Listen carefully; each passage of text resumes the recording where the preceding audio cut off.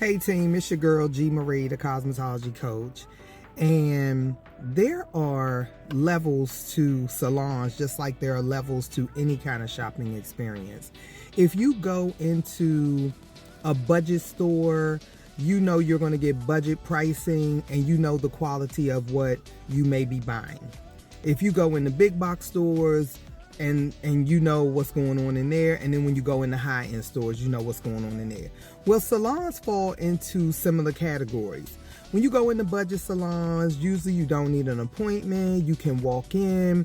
You might be able to call the same day, see if your stylist is there, walk right on in, and be met with a crowd of people who are also waiting because they called today. They may not have appointments, and the prices may be super affordable, but you're going to spend a lot of time waiting to get your hair done. Then you have the next level salon where they make appointments. Pricing is going to be a little more structured, more like your corporate salons. Not necessarily your chain salons, but maybe they're both corporate and chain. They have, corporate, and then they're similar to the chain, but they're just inside of a big box, or they are run on a different kind of level. So pricing is going to be a little higher. It's going to be a little more organized. You can make appointments, things like that. Then you have your high-end experiences where generally there's no walk-in.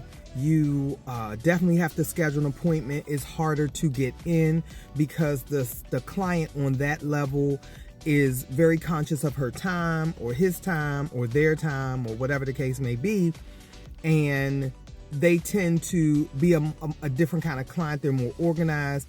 They look at their appointment book. They keep track of what's going on, and they definitely don't want to try to call when they need services because they know they're going to need the services ahead of time. If you are a once a month client, once every 6 weeks, once every 2 weeks, once a week, you know what the level of service you need, so you're proactive and you act according when scheduling appointments. Well, on each one of those levels, there's a price. And I remember when I was on the budget level and I worked for companies like Hair Cuttery, and I, took walk-ins all day long. You couldn't schedule appointments back then. And I built a clientele and I was really busy. It took me into my first booth rent situation where I now have appointments, but I'm really busy and I need 2 assistants to help me throughout the day because it's so busy, and you got to pay your booth rent, you got to pay your assistants, you got to have enough money to pay your bills, your car note, car insurance, all of that. And sometimes I think clients, I don't want to say they're confused, but they're not thinking about it, and that's perfectly okay. That's why we have to keep our hourly rate in the forefront of our minds, and that's what we should be thinking about when we're working. It helps you to stay on task. And then you have the next level salon. And this is the stylist who may specialize. She takes appointments only. She has standing appointments because she doesn't have availability for walk-ins, and her clients schedule their appointments generally on a standing basis, but ahead of time. So it's like, don't be sticker shock, y'all. Just like if you work for the government, when you started, you were GS 4 or 5. I don't know what the government is. A lot of my friends were government. And now you pushing for your GS 15. Well, we're doing the same thing. When we started, we were GS 4s. And now we're pushing for 15. So just like you make your 6 figures or whatever you make on your job, we're pushing for the same thing. And a lot of times clients come in and they are just, some of the things they'll say are just so insulting. How much? Well, you know what? No problem. I'm probably not the stylist for you. I could recommend somebody if your price point for having your services done is, $20 or $40 or whatever it may be. I can recommend you to someone that's on that level that charges that price. But as you get older in the business and you've studied and you've practiced and you've learned and you've educated yourself, we're looking to do the same thing. We're looking to increase our our revenue and our income stream based on the level that we're on. And I think that that's fair, but sometimes clients just can say some of the most insulting things. And, you know, oh, I thought it was going to be cheaper because you're in your house. You're not in my house. You're in my basement salon suite, which is full laid out, chairs, hydraulics, reception area, music, refrigerator, snacks, food. I mean, the whole nine. And you're in here by yourself having your hair done. Why would you think it was going to be cheaper? My kids aren't running around. I mean, it's all levels. You hear the stories about the people on Instagram and social media. They got their stylists online, and they got there and they're in somebody's house, and they got to go get their kids, and they got to go to the grocery store. You get what you pay for. No offense to the people that are working or operating that way, but just understand when you come into an establishment and that's not your experience, please go with the flow, or you could go somewhere else. I mean, just as simple as that. So, and that's what I teach stylists to do. Keep your hourly rate in your mind in the forefront.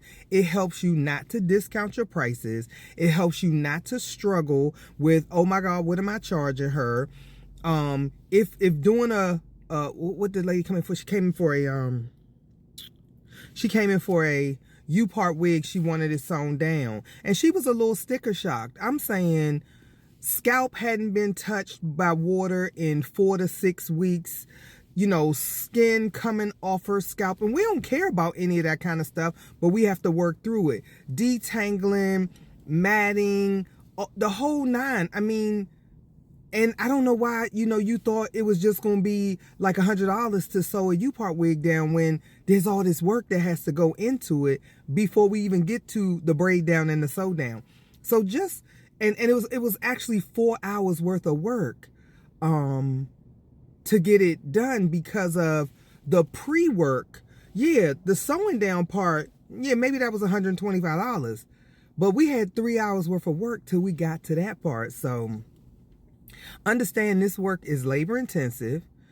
Stylists have to make a living too. We have an hourly rate just like you guys do.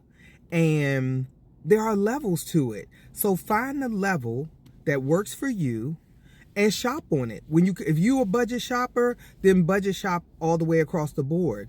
Don't go into a high-end salon and be sticker shocked because people are paying $150 for a silk press or $200 for a silk press. That's what they're paying on that level because of the level of service that they're looking for and the time management. I'm gonna get you out in an hour and 15 minutes. 2 hours tops if I'm doing a treatment on a silk press. But yes, you're gonna pay almost $200 to have it done, and it's going to be consistently the same. You're not going to come in 1 week it's $200, another week it's $100. It's going to be the same every time you sit down. I'm going to address what's going on with your scalp. I'm going to talk to you about what your experiences have been. I'm going to do treatments that take care of whatever you're dealing with, and we're going to go from there. So yeah, don't be afraid to charge your worth. And make sure you understand your hourly rate so that when you are pricing your services, you are making the income that you need to cover the cost of living for yourself. I'm your girl, G. Marie, the cosmetology coach. Thanks for watching. Please like and share and subscribe to my channel so that we can stay in touch.